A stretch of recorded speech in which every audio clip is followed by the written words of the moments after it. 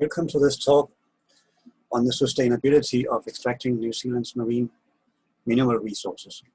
And this talk looks at how the precautionary approach and adaptive management may be able to facilitate non-renewable resource management. So issues found so far under the Exclusive Economic Zone Act 2012 is that caution is used interchangeable with precaution. Those are actually quite different concepts. Also, precaution has been included as an optional approach, which it should not be. And we cannot adaptively manage marine mining waste at this time. But the last issue is that the language used in the EEZ Act is very different from the language used in the Resource Management Act, as well as in international conventions, such as the Law of the Sea. So the New Zealand Exclusive Economic Zone is 15 times the size of the landmass, and it is handled under the EEZ Act. Marine consent cases are handled by the Environmental Protection Authority, and so far the EPA has managed two such seafloor mining consents, which neither of them have actually managed to get off the ground. And the stories that we are seeing is the old stories of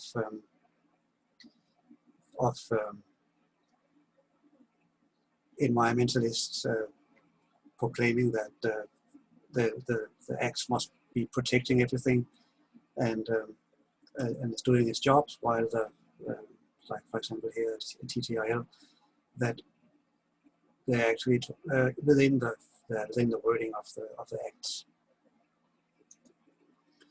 So how can we take extraction to sea sustainably? Part of the issue we are facing is that we actually know a lot less about the ocean floor compared to what we know about, say, the surface of Mars and Venus. At resolutions that the ocean floor is only mapped 10 to 15% at 200-meter resolutions, but to get down to the scale of a undersea volcanic vent, we need to get down a meter scale resolution, and that's less than 0.05% that has mapped to that. That's also the scale we need to get to actually understand the ecosystems properly, and so we are well behind the curve on mapping the seabed. The precautionary approach was most famously used in the Rio Declaration in 1992, and it basically says that in order to protect the environment, precautionary approach must be widely or shall be widely applied by states according to their capability. It also says that when there are threats of serious or irreversible damage, lack of full scientific certainty shall not be used as a reason to postpone cost-effective measures to prevent environmental degradation. That's very weak, really, with a lot of conditions to that a country might be able to get out of having to take precautions. Another version was made by the World Bank in 2017 that basically says that if an action or a policy has a suspected risk of causing harm to the public or to the environment, in the absence of scientific consensus that the action or policy is not harmful, the burden of proof that it is not harmful falls on those taking action. Basically means that if there's any chance of risk, we should take action. And also the persons that I need to prove that it's necessary is the ones that are applying to undertake the extractive activities. This is more moderate precaution. I kind of like it simple. Just because little is known about the environment, we must still take all practical precautions to avoid potential harm to it. It's different from caution though, and caution has its own approach, which is basically to do nothing in face of uncertainty. Here's an example where we're sitting in a dark room, or a room that suddenly is plunged into darkness. If caution is the primary concern, well, we'll just stay in the chair. But that's not an approach we can often do in resource management, especially as the systems that we are looking at might be changing and we actually has to take action. So the workflow itself is a 5-stage process. Here's the 2017 World Bank version again, going from whether or not we need precaution, how much precaution we need to, and then what measures is to be taken and what measures then should we take, which one of those are best. And then we have to implement and monitor. Step one is really unnecessary. We always have to be because we don't actually know enough. Step 3 and 4 can be run in a loop until we have exhausted all possibilities and all scenarios, and then we can go to step 5, which is a segue into adaptive management. What is that then? This is an operational management cycle, where each cycle adapts to the previous cycle based on the learning that has been gained during the cycle. So after we have finished our management strategy, we go define a problem, we go through all the steps of making operational plans, and then we decide to go ahead, we implement the plan, and we monitor what happens. We then have established some thresholds during our management strategy. And if those are triggered, we go back and modify the management strategy. If they're not triggered, we can go back and we can run the circle again.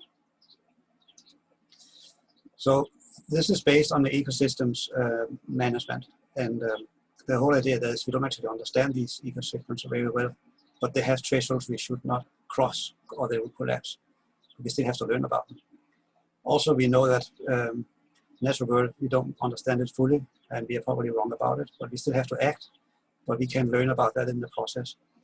It's also good for conservation because there's a lot of myths and anecdotes associated with conservation efforts, and getting some scientific efforts are king here.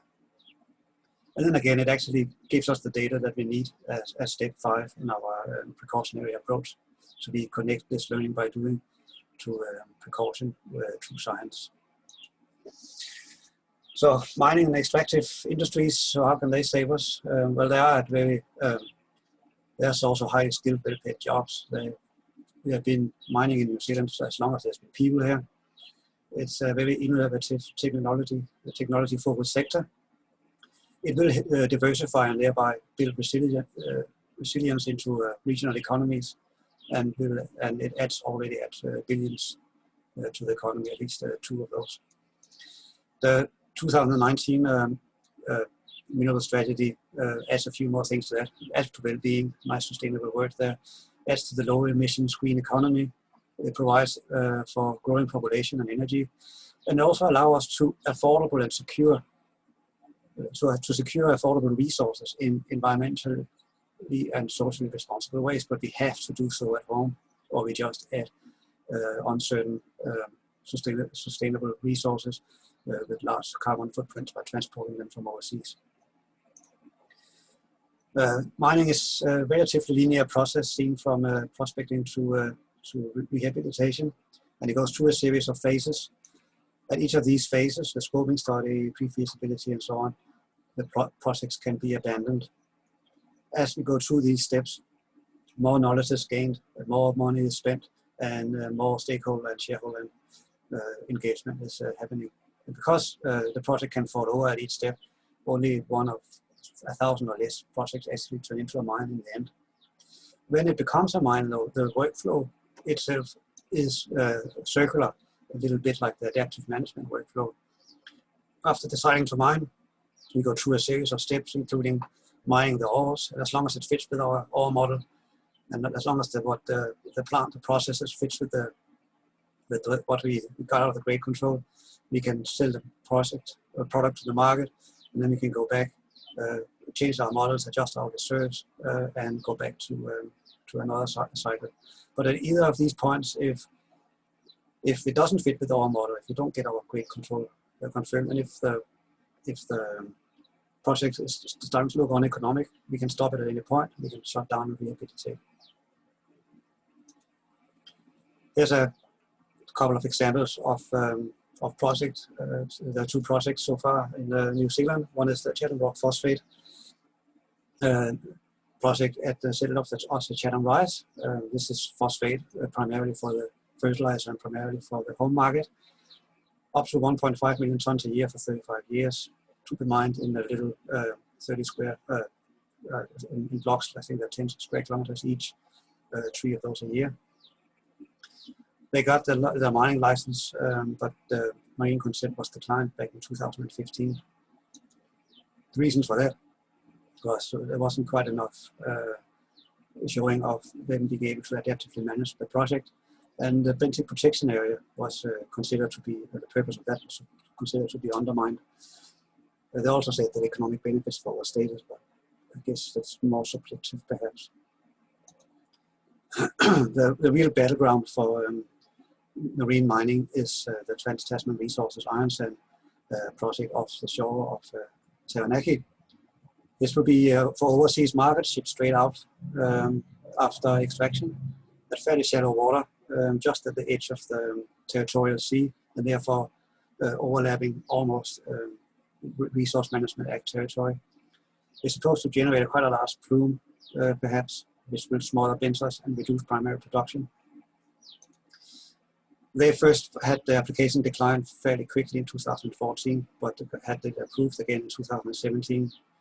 This was appealed as the extensive monitoring proposed looked like adaptive management to many. And at that time, adaptive management has been made impossible for mining discharges. This was again appealed. This was dismissed and sent back to the EPA, mostly due to now the purpose of the EEZ Act being read as a bottom line, but also there was a lot of impact. There's a lot of impact on existing interests, it seems. So what are the issues we are facing?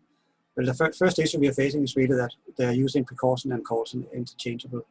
In the EEZ Act, it says basically, which is supposed to use precaution, it says that we must favor caution and environmental protection if need be. And that's actually not really precaution. This can be confusing. And while this is not mentioned in the RMA, there's already a lot of use of RMA or precaution in the RMA cases. So it becomes hard to apply. And that was actually pointed out already before the act came into effect. Because as Moana Maki said, the last thing we want is to be a field day for lawyers. And it looks like it's turning into that, unfortunately. So the solution is to actually define, not use caution and precaution interchangeably.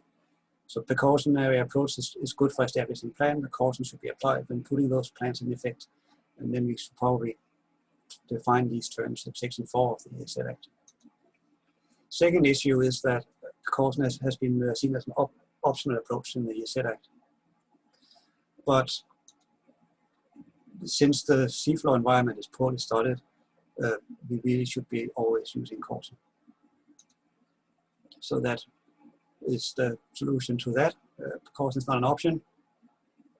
Make sure that it's central in the EEZ Act and it's tied directly to the purpose of the Act, which is environmental protection. Third issue is the mining discharges.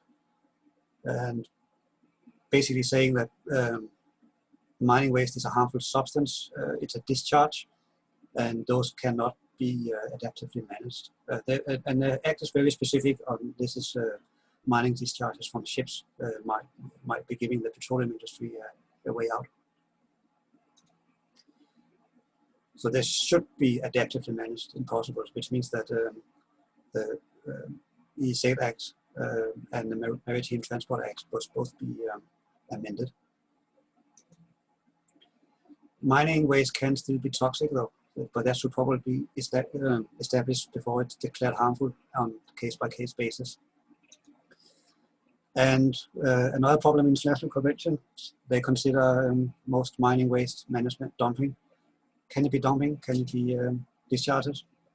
That could also be a case-by-case study. So here are some amendments. Caution should be added to the interpretation of the Act as the cautionary principle, which is that if a consequence of an activity could be serious and subject to uncertainties, then cautionary measures must be taken or the activity should not be carried out. Cautionary measures are then defined as measures that restrict, reduce, pause, or prohibit an activity once information is more certain or adequate enough to allow a precautionary approach to be taken, which would be learning by doing and getting out there and learning about the environment while undertaking activities in it. Precautionary approach then is an approach that takes all practical precautions to avoid, mitigate, and reduce harm to the environment when managing the effects of an activity, despite uncertainties or lack of knowledge about these effects. Information principles must also be appended, and here bold-faced, basically saying that when considering application for marine consent, a marine consent authority must apply a precautionary approach in order to achieve the purpose of the Act. everything else is what it was before, that needs to use all the powers, and they need to base the decisions on best available information. More into the information principle, if the precautionary approach means that activity is likely to be refused, they should first consider whether to take an adaptive management approach to allow the activity to be undertaken. And this is where we leave the caution in the act. If the adaptive management approach is taken, then marine consent must favor caution and environmental protection in order to achieve the purposes of the act. This is basically this step in the planning. So if we cannot get out of step 3 or 4, rather than just saying no thanks, we can check and see if we can actually do adaptive management. Thank you very much.